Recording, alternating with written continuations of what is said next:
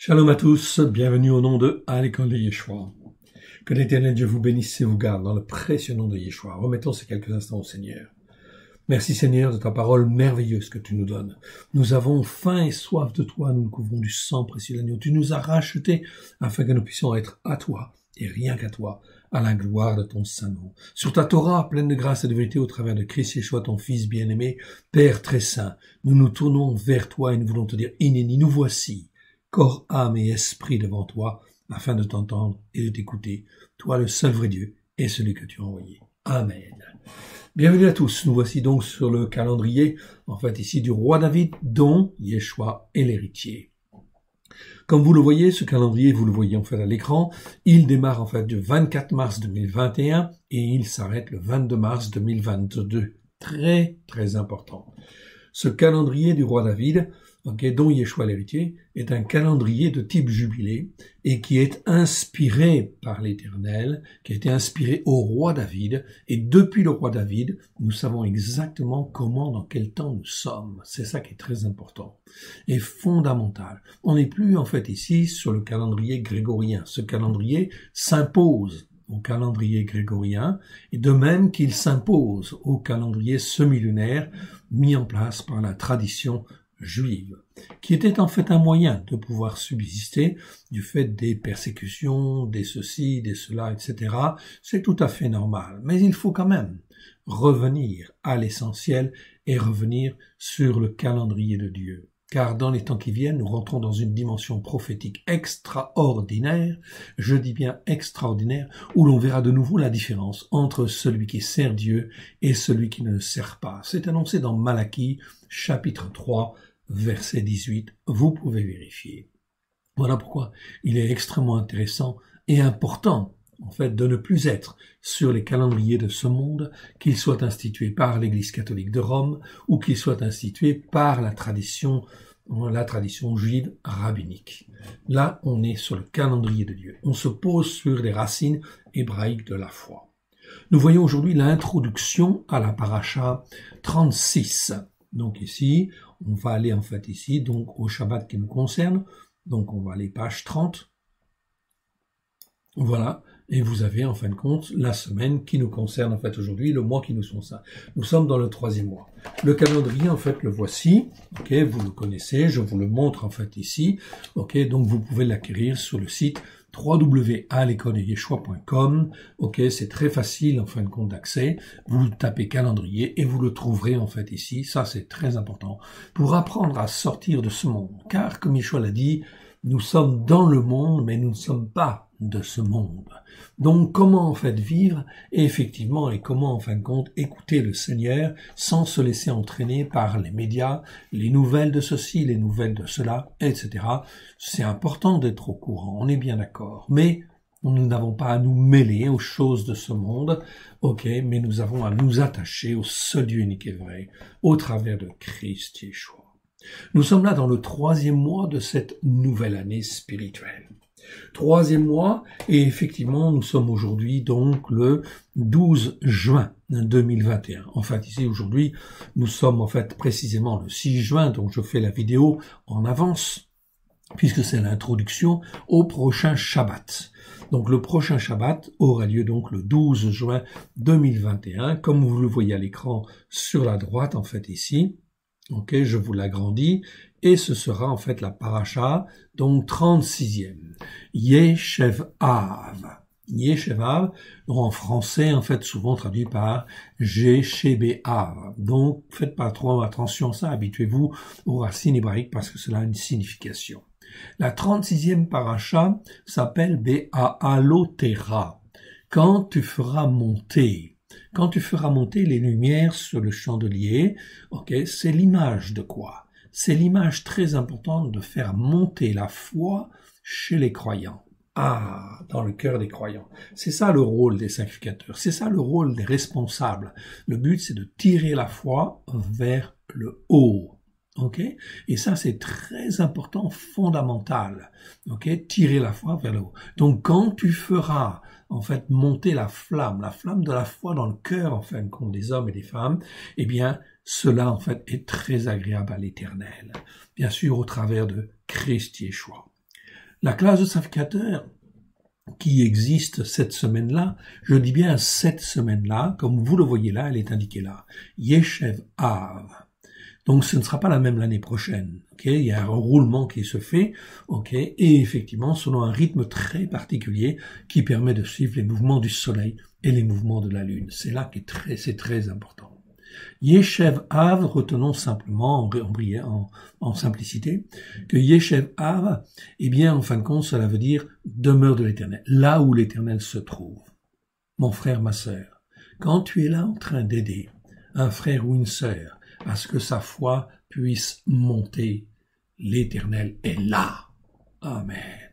Et tu peux être assuré que la puissance de l'Éternel est là pour justement tirer la foi vers le haut dans une dimension en fait bien plus importante qui permet en fait ici à l'homme, à la femme, aux enfants, aux croyants d'être dans le monde mais de ne pas être de ce monde, de ne plus dépendre de ce monde mais d'être attaché à Dieu et rester attaché à Dieu. On parle là du spirituel. C'est donc là quelque chose de très important. Yeshev Av, c'est effectivement, en fait, ici, la classe de sacrificateurs qui fait le service cette année, mais ça nous donne un message, bien sûr. Dieu est là. Dieu est là pour tirer la foi vers le haut, ça, c'est inévitable, oui, bien sûr, dès lors qu'on est dans l'obéissance et la soumission. Yeshev Av, c'est la 14e classe de sacrificateurs, selon effectivement David dans 1 Chronique 24. 1 Chronique 24, c'est extrêmement important, c'est en fin de compte l'ordre selon lequel les classes de sacrificateurs font leur service. Shabbat après Shabbat. Je dis bien Shabbat après Shabbat, car même pour nous, c'est toujours la même chose. Aussi, l'enseignement doit exister Shabbat après Shabbat, afin de grandir dans la foi. Et ce que tu n'as pas vu la première année, tu le verras la deuxième année, voire la troisième année, etc. Et on progresse d'année en année. Là, nous sommes dans ce calendrier à l'école de Yeshua, mais nous sommes à l'école du Père. Oui, au travers de Yeshua. Nous sommes là dans la dimension spirituelle du Père. C'est lui qui nous forme et qui nous façonne Shabbat après Shabbat. Fête de l'Éternel après fête de l'Éternel. De la même manière que Dieu tisse l'enfant dans le ventre de la maman, selon le cycle des fêtes de l'Éternel, c'est un prodige, c'est merveilleux. Ainsi, une femme, lorsqu'elle enfante, eh bien, elle témoigne des fêtes de l'Éternel. Oui, tout à fait. Okay. Cela dure 9 mois et 10 jours en général. Eh bien, en fait, entre le 15 Nissan, le 15e jour du premier mois, et le 25e jour, en fin de compte, qui correspond à la Pâque de l'Éternel, okay, le 15e jour du premier mois dans le calendrier, et on va jusqu'au 25e jour, en fin de compte, de ce calendrier, 25e jour du 9e mois, eh bien, on arrive à la fête, okay, de Hanouka, fête de lumière. L'enfant vient au monde. C'est extraordinaire. Je vous encourage à découvrir ce petit livret, bien évidemment sur les fêtes de l'Éternel, que vous trouverez aussi sur notre site. Très bien. Nous sommes dans la dimension prophétique, et c'est extrêmement important. Je voudrais en fin de compte ici prendre juste un passage avant effectivement de vous montrer où on va chercher la paracha 36. Alors je vous montre en fait ici, voilà un petit passage que j'ai à cœur de vous donner aujourd'hui dans la dimension en fait prophétique. Ce sera Matthieu 18, verset 15 au verset 20. Un passage très important. Matthieu chapitre 18, verset 15 à 20. Il est écrit ici, donc lorsque nous sommes dans des assemblées, nous devons veiller bien sûr à ce que nous écoutons et ce que nous entendons. Si ce que nous écoutons n'est pas conforme à l'écriture, qu'est-ce que je dois faire? Alors j'ai deux choses. Ou j'avale simplement l'enseignement et je ne dis rien, ce qui n'est pas bon, parce que ça ne m'aide pas à progresser. Un homme, une femme, même les enfants doivent apprendre en fait à discerner. Est-ce que c'est conforme à l'écriture ou pas conforme à l'écriture? C'est ça qui est très important. Verset 15, il est dit, si ton frère a péché, va et reprends-le entre toi et lui seul. S'il t'écoute, tu as gagné ton frère. Oui, la plupart du temps, si tu vois un péché chez quelqu'un, tu pries pour lui. Mais s'il persévère en fait dans ce qui est mal, dans ce qui n'est pas conforme en fin de compte à la Torah, la référence c'est toujours la Torah, les prophètes et tout ça, il faut bien une référence. Sinon, ça pose en fait un problème. On ne sait plus juger. Il faut toujours juger d'après des lois qui nous sont données. Or, quelles lois devons-nous respecter? Eh bien, les lois de Dieu. Donc, la Torah, les prophètes et les psaumes. Très important, c'est la référence en quelque sorte. Une référence extrêmement importante. Verset 16. Mais s'il n'écoute pas, prends avec toi une ou deux personnes afin que toute parole révélée soit établie sur la déclaration de 2 ou 3 témoins. Donc ça, c'est extrêmement important. Ici, on te parle de 2 ou 3 témoins, ça c'est important. Mais il faut que ces témoins soient sérieux, oui. Bien posés aussi sur la Torah, les prophètes et les psaumes, bien évidemment. Donc, c'est des gens qui écoutent la Torah pour la mettre en pratique. Et c'est aussi, si je travaille avec Dieu, si je veux être un témoin de sa vérité, eh bien, en fait, je travaille avec Dieu. Et en fin de compte, je travaille conformément à ce qu'il veut, lui. Et là, c'est la demeure du Père. Oui, c'est là où le Père se trouve.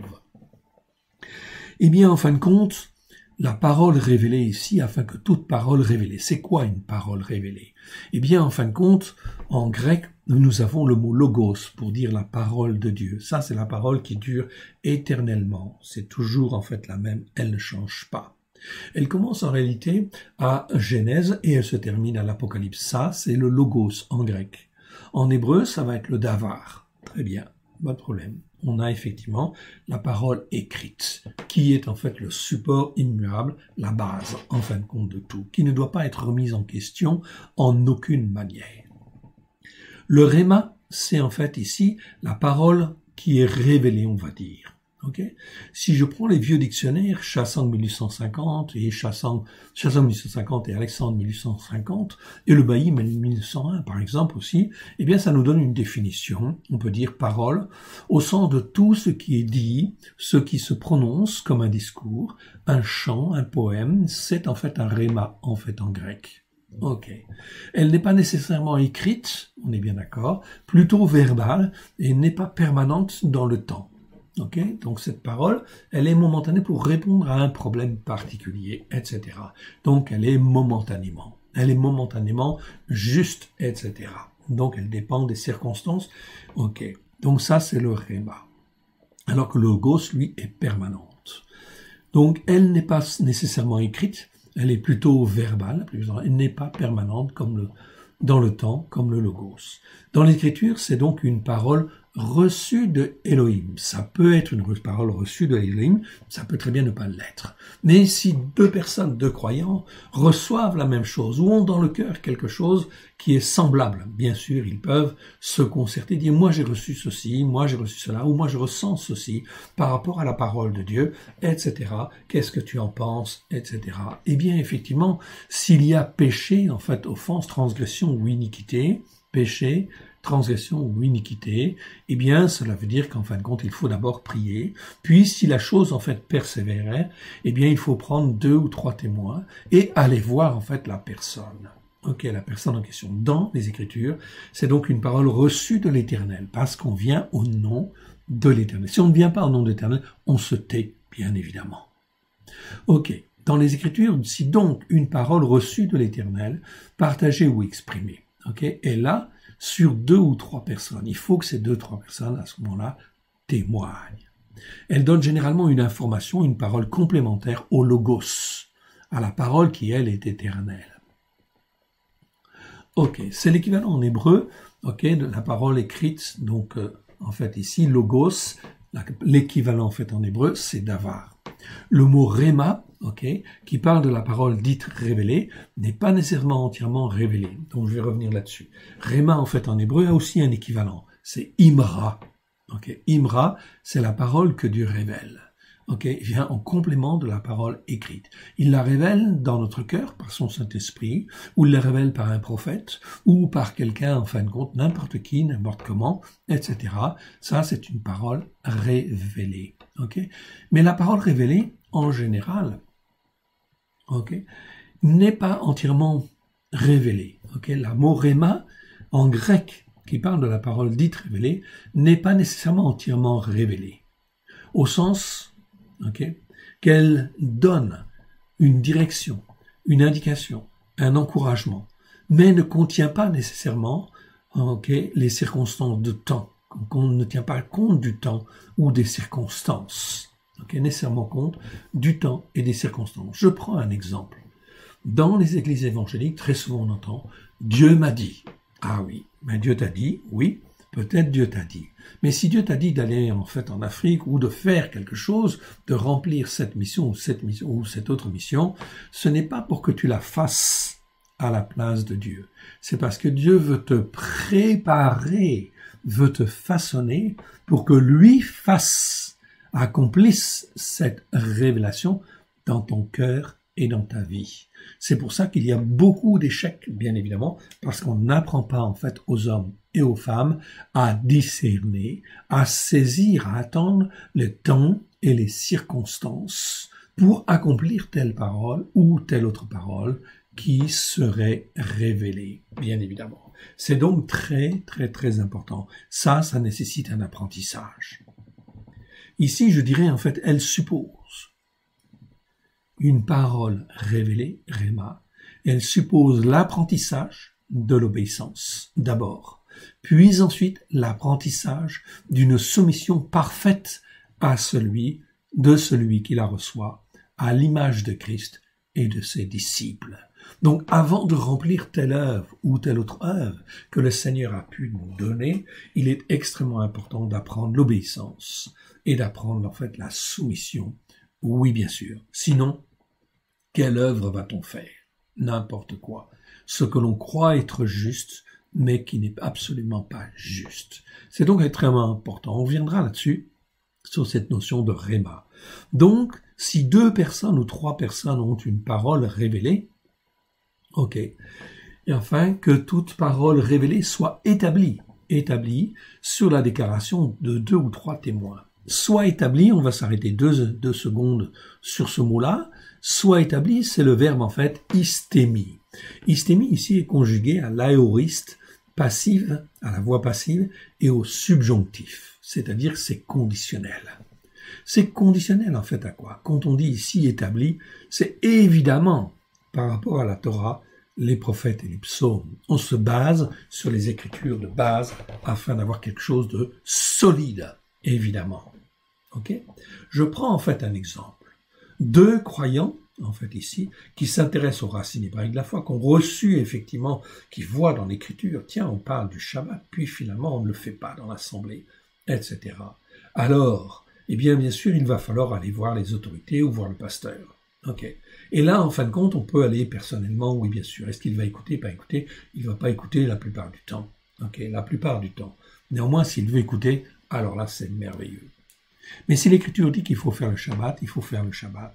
Alors, si 2 ou 3 s'assemblent, parce que, en fin de compte, les autorités n'ont pas voulu écouter déjà au départ, parce qu'on a déjà été le voir tranquillement, en mamie, pour dire pourquoi tu fais pas Shabbat alors que l'Écriture parle du Shabbat? Pourquoi tu fais les Pâques, P-A-Q-U-S, alors qu'effectivement, ici, dans les Écritures, jamais le mot Pâques, P-A-Q-U-S, n'existe. Alors, pourquoi faire les Pâques chrétiennes et non pas faire la Pâque de l'Éternel? On peut poser la question, oui, bien sûr. Puis ensuite, si ça ne vient pas, on vient avec 2 ou 3 témoins, oui, bien sûr. Puis en fin de compte, s'il veut écouter, tant mieux, s'il ne veut pas écouter, afin que justement cela serve de témoignage devant l'Éternel. Quand on dit ici établi, ça veut dire que le témoignage, la parole reçue dans le cœur de l'un et le reçu dans le cœur de l'autre, si c'est la même et conforme à l'Écriture, à la Torah, au prophète et psaume, on va voir le pasteur, on va voir le responsable, et on lui dit, voilà, pourquoi, en fin de compte, vous ne faites pas? Parce que conformément à l'Écriture, il faut le faire. Et Yeshua dit, je ne suis pas venu pour abolir la Torah et les prophètes, mais je suis venu pour l'accomplir, c'est-à-dire qu'elle soit réalisée dans le cœur des uns et le cœur des autres. La référence, c'est toujours la Torah. Et il faut que le témoignage soit établi. Mon frère, ma sœur, si 2 ou 3 sont comme cela établis sur la Torah, les prophètes et les psaumes, là, l'Éternel demeure. Yashev Av. L'Éternel est là. Oui, bien sûr. Peut-être on va te jeter dehors. Ok? Est-ce que c'est grave? Non, parce que tu as obéi à l'Éternel. Ok? Tu seras peut-être obligé de quitter là, en fait, l'assemblée. Peu importe. De deux choses une, ou l'assemblée change, parce que c'est Dieu, ok, qui est là et qui parle au travers de vous, ou en fin de compte, eh bien, il faut sortir de là, aller dans une autre assemblée, ou en fait aller tout simplement chez soi, et en fait commencer à obéir, à prendre l'obéissance et la soumission à l'Éternel. Ok? La parole révélée, elle doit être établie sur quelque chose de solide. Et ce quelque chose de solide, ça ne peut être que la Torah, les prophètes et les psaumes. Verset 17. S'ils refusent de les écouter, qu'est-ce que dit le Seigneur? Ok? Dis-le à l'assemblée. C'est pas l'église. Je vous le rappelle, ce mot-là, on l'a déjà vu. Ok? C'est le mot ecclésia, en fait, ici. Mais ecclésia, ça n'a jamais voulu dire église. Ecclésia, ça a toujours voulu dire assemblée. Vous l'avez là, en fin de compte, sous les yeux. Ok? Le mot ecclésia. Ecclésia, ça veut dire église. Ok. Chassang 1882. Le dictionnaire Chassang 1882 confirme et dit pour ecclésia, assemblée, assemblée du peuple, lieu d'assemblée, et le terme rajouté par les moines catholiques. Ce sont les moines catholiques qui ont rajouté le mot église. C'est donc Rome, une influence de Rome. Okay? Mais là, on parle d'assemblée. Le mot ecclésia, du reste, en fait, ici, dans ce passage, eh bien, en fin de compte, okay, je vous le montre, je vous l'ai mis, 9 fois seulement, ce mot est traduit par assemblée dans la Louis II NG. Oui, bien sûr, bien souvent plus, il devrait être traduit comme cela. Mais aux origines, ne l'est pas. Okay? Donc ici, vous avez différents exemples, vous l'avez sous les yeux. Une grande crainte s'empara de toute l'assemblée et de tous ceux qui apprirent ces choses. C'est lui qui, lors de l'assemblée du désert, vous voyez bien qu'ici c'est le mot ecclésia, et ecclésia, en fait, on parle de l'assemblée des Juifs qui sont dans le désert, des croyants, en fait, ici, étant avec l'ange qui lui parlait sur la montagne du Sinaï, c'est-à-dire avec Yeshua, et avec nos pères, reçus des oracles vivants pour nous les donner. Regardez bien, Acte 7, 38, c'est lui qui, lors de l'assemblée au désert, étant, on parle de Moshe, étant avec l'ange qui lui parlait sur la montagne du Sinaï. Quel est l'ange qui lui parlait sur la montagne du Sinaï? Mon frère, ma sœur, mais c'est Christ. Ça ne peut pas être autre chose, ok? C'est Christ qui est là, qui est l'intermédiaire entre Dieu et les hommes. C'est pour ça qu'en fait, Paulos va même dire que les enfants d'Israël marchaient à un rocher qui les suivait, et ce rocher était Christ. C'est écrit dans 1 Corinthiens, si ma mémoire est bonne, verset 10, verset 1 à 4. Je vous laisse regarder les autres versets. Je vous l'affiche à l'écran. Si vous voulez faire une petite pause, oui bien, vous faites une pause. Ok, je continue en fait ici dans mon enseignement. En fait ici, pour ne pas déborder trop longtemps. S'il refuse de l'écouter, dis-le à l'assemblée, dis-le à tout le monde afin qu'il ne soit pas entraîné dans l'erreur, séduit par des mauvais esprits. Bien sûr, dis-le à l'assemblée parce que c'est l'assemblée qui doit décider si c'est conforme à l'écriture ou pas conforme à l'écriture. Hier, au 1er siècle, tout se faisait à main levée. On votait à main levée pour élire les anciens, en fait, de l'assemblée. Donc aucune fonction en fait importante dans l'assemblée n'était sans l'aval de l'assemblée des croyants, sans qu'ils aient voté ou élu, bien évidemment. Je vous encourage à découvrir toutes ces choses dans notre nouvelle traduction du Nouveau Testament que nous avons fait sur la pensée hébraïque. Okay? Vous le trouverez en fin de compte ici, donc dans ce livre-là, effectivement, qui vient de paraître, qui s'appelle la Torah accomplie. C'est une version du Nouveau Testament en version hébraïque, dans une version, comment dire, dans la pensée hébraïque, qui vient bien sur la Torah, les prophètes et les psaumes, pour accomplir au travers de Christ Yeshua la volonté de Dieu. Vous le trouverez aussi sur notre site www.alecoledeyeshua.com. Ça s'appelle la Torah accomplie. C'est extrêmement important parce que cela bouscule, évidemment, en fait, tout ce que nous avons reçu et qui n'était pas bon. Donc il faut le témoigner. Et il faut le témoigner à toute l'assemblée, en fait, des croyants, afin que les assemblées des croyants puissent choisir. C'est ce que nous faisons là présentement, en fait, ici, tout simplement, puisqu'ils ne veulent pas écouter, eh bien, en fin de compte, que l'assemblée juge et écoute, que chaque croyant, en son âme et conscience, puisse juger au travers de Christ Yeshua et la puissance du Saint-Esprit de ce qui est vrai et de ce qui est faux. Ok. S'il refuse de les écouter, dis-le à l'Assemblée. Et s'il refuse aussi d'écouter l'Assemblée, qu'il soit pour toi comme quelqu'un des nations, c'est-à-dire quelqu'un qui ne connaît rien, en fait, ici, à la spiritualité. Ok. Et un collecteur de taxes. Ici, c'est collecteur de taxes. Même chose, en fait, ici.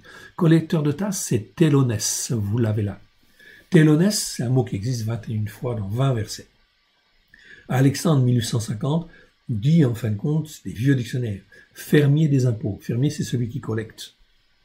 Receveur des deniers publics. Percepteur. Publicain, en fait aussi.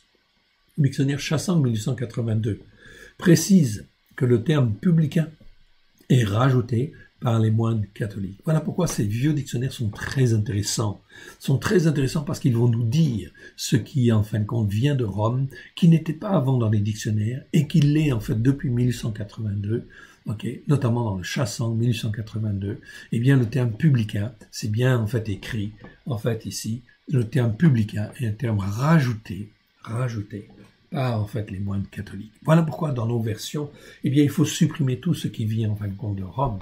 Tout ce qui n'est pas bon et qui vient de Rome, bien évidemment, ça doit être supprimé afin de ne pas rentrer dans cette théologie et être influencé par cette théologie de remplacement. Évidemment, c'est très important.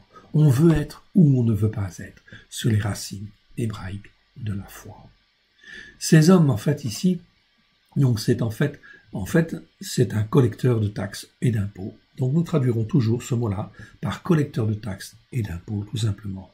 Donc dans notre traduction ici, nous avons corrigé tous ces mots, en fait, ici, afin justement d'avoir une meilleure traduction, afin de poser notre foi sur quelque chose de solide qui lui-même est bien posé sur la Torah, les prophètes et les psaumes. Ça, c'est fondamental et important pour chacune de notre foi, chacune de nos foi, la foi de nos épouses, mais aussi la foi, en fin de compte, de nos enfants.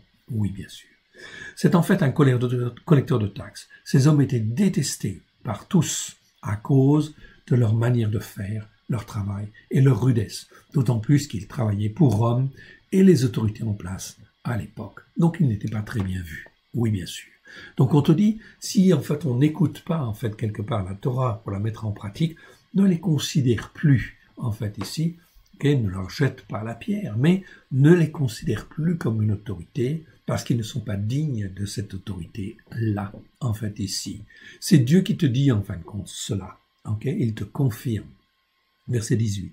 Amen, je vous dis, tout ce que vous lirez sur la terre aura été lié dans le ciel, et tout ce que vous délirez sur la terre aura été délié dans le ciel. Cette traduction, en fait, ici, n'est pas forcément tout à fait celle que l'on trouve dans les traductions françaises. Oui, parce que si tu es poussé, en fait, à témoigner, mon frère, ma sœur, dis-toi bien, c'est parce que le Saint-Esprit t'y pousse. Dès lors que c'est conforme à la Torah, aux prophètes et aux psaumes, c'est forcément le Saint-Esprit qui te pousse. C'est pas l'ennemi, certainement pas. Non, lui, il fera pas ce genre de choses. Donc, effectivement, c'est le Saint-Esprit qui te pousse, et cela veut dire qu'en fait, Dieu est en train de lier certaines choses, ou délier certaines choses.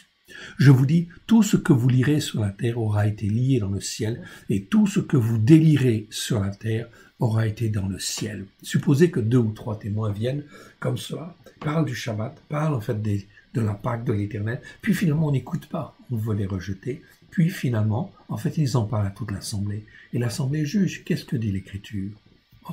S'ils veulent rester, ils restent. Mais au moins, ceux qui veulent être déliés, la puissance de Dieu est là. C'est la maison du Père, en réalité, que nous sommes en train de construire. Yeshev Av. Le Père est toujours là quand il s'agit d'écouter la Torah et la mettre en pratique avec grâce et vérité. Verset 20. Car là où 2 ou 3 sont assemblés, en mon nom, je suis au milieu d'eux. Alors, si 2 ou 3, en fait, ont témoigné et s'en vont, en fin de compte, ici, ne trouvent pas, en fin de compte, une autre assemblée, ce n'est pas grave, à ce moment-là, qu'ils s'assemblent et se rassemblent ici dans une maison, en fin de compte, un groupe de maisons, et qu'ils prient. Là où 2 ou 3 sont là, Dieu est au milieu d'eux. Mon frère, ma sœur, c'est extrêmement puissant. Voilà comment on témoigne de la vérité. Il faut du courage, certes, oui, mais le mensonge, cela suffit. Mon frère, ma sœur, tu as vu en fait ici, donc juste un message. C'est un message prophétique pour t'encourager. Maintenant, si tu veux écouter la Torah, et si tu veux en fin de compte pratiquer, eh bien en fin de compte, il n'y a pas de problème. Aujourd'hui, c'est en fait la 36e paracha, c'est l'introduction à la 36e paracha. Tu vas en fin de compte sur Google ou un navigateur que tu veux, ok. Tu tapes en fait ici YouTube si tu veux, ok. À moins que tu y sois déjà, ok. Tu prends en fait ici YouTube tout simplement, ok. Tu vas sur YouTube. Et une fois qu'ici tu as le logo YouTube, donc tu es sur YouTube, eh bien tu tapes en fait à l'école de Yeshua. Et en fait ici, ça va apparaître à l'écran. Ici, à l'école de Yeshua. Tu arrives en fin de compte sur à l'école de Yeshua, la chaîne, notre chaîne, sur laquelle en fin de compte nous avons mis beaucoup de vidéos, dans le but d'instruire, de façonner, et que l'homme et la femme ne soient pas seuls. Va sur le logo en fait ici, afin que tu sois rentre bien dedans, et ici, tu vois en fin de compte ici, accueil, vidéo, playlist, chaîne, donc tu peux aller où tu veux. Ok, si tu ne sais pas, tu cherches quelque chose de très précis, tu tapes sur la petite loupe en fait ici, et tu tapes paracha, ok, 36, ok, paracha 36, et puis tu envoies, ok, et là en fait apparaît à l'écran, qu'est-ce qui apparaît à l'écran? Eh bien tu as la paracha 36, Béalotera, quand tu feras monter, partie 1. C'est une paracha qui est en 2 parties. Ça, c'est l'enseignement que nous avons donné l'année dernière. Ok, il est très complet déjà. Ok, et effectivement, nous n'allons pas le refaire. Donc, tu peux l'écouter. Ici, tu as 2 parachas, 2 études. La première fait 1h46. Elle est un petit peu longue, mais c'est tellement bon. C'est tellement riche. Et cela nous forme et nous façonne à l'intérieur afin que, justement, nous soyons solidement ancrés sur le rocher de la parole, sur, en fin de compte, la Torah, les protections, au travers de Christ. Ici, une première partie. Et ici, eh bien, comme on en veut encore, puisqu'on a faim, eh bien, en fin de compte, il y a même une deuxième partie, paracha 36, qui fait, elle, 58 minutes, donc une petite heure. Ça, c'est la deuxième partie. Tu peux très bien tout écouter si tu veux, mais tu peux très bien ne pas tout écouter non plus, écouter une partie, tu le laisses de côté, et puis tu reviens un petit peu plus tard, en fin de compte, dans la semaine, ok, et tu essaies d'avancer. Ce que tu n'as pas vu cette année, tu le verras l'année prochaine, mais c'est important. Ici, nous avons fait l'effort de faire vraiment, en fin de compte, des enseignements de base qui nous permettent, en fait, ici, qui permettent à tous les croyants, vraiment, d'avoir une foi solide au travers de Christ Yeshua. Soyez bénis, encouragés, fortifiés, et parlez-en autour de vous, etc. Revenez à la Torah, les prophètes et les psaumes. Encore une fois, je vous présente en fin de compte la Brit Hadasha que nous avons éditée, en fait ici, donc très importante, vous la trouverez sur le site, et ça c'est le Nouveau Testament. Et vous pouvez en parler autour de vous, bien évidemment, ok, en me disant, pourquoi tu fais ceci, pourquoi tu fais cela, alors qu'effectivement ce n'est pas écrit comme cela. Regardez, en fait ici, même s'ils invoquent leur Nouveau Testament, le Nouveau Testament qui a été fait par les nations, vous pouvez leur dire, oui, mais ce n'est pas écrit comme cela. Regarde. Dans, en fait, ici, la Torah accomplie, le Nouveau Testament messianique sur les racines hébraïques de la foi, ce n'est pas écrit comme cela. Ok? Donc, voilà. Donc, c'est extrêmement important. Extrêmement important, donc, de bien dire les choses comme il convient, à la gloire de l'Éternel. Souviens-toi, dans cette semaine, pendant 8 jours, c'est la demeure de l'Éternel, dans ton cœur et dans ta vie. Si tu le veux, en fait, à la gloire de l'Éternel. Yeshev Av. Saisis l'occasion. Car, en fin de compte, ici, toutes les semaines, les sacrificateurs changent. Et l'année prochaine, à cette même date, ce sera une autre classe de sacrificateurs pour un autre message. Mais ici, en fait, ici, présentement, aujourd'hui, c'est bien, en fin de compte, ici, la demeure du Père que d'être sur la Torah, les prophètes et les psaumes, au travers de Christ Yeshua. Que le Seigneur te bénisse et te fortifie abondamment dans le précieux nom de Yeshua. Alléluia. Amen. Bonne étude, bonne lecture. À très bientôt. Shalom. Shabbat shalom à tous. Amen.